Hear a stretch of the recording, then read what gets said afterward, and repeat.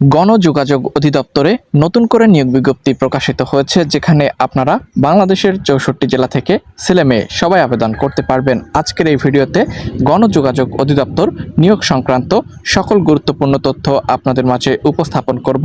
ভিডিওটি সকলের জন্য গুরুত্বপূর্ণ, অবশ্যই প্রথম থেকে শেষ পর্যন্ত দেখবেন।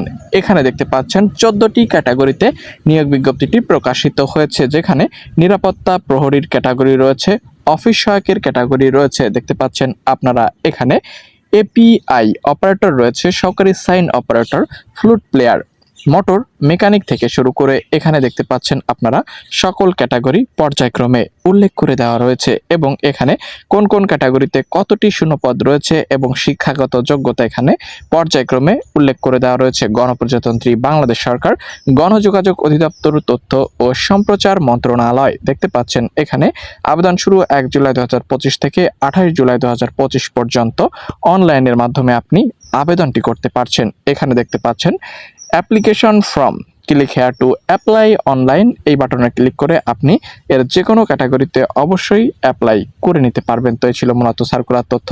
পরবর্তীতে যে কোনো গুরুত্বপূর্ণ আপডেট পেতে চ্যানেলটিকে সবাই সাবস্ক্রাইব করে রাখুন। ধন্যবাদ।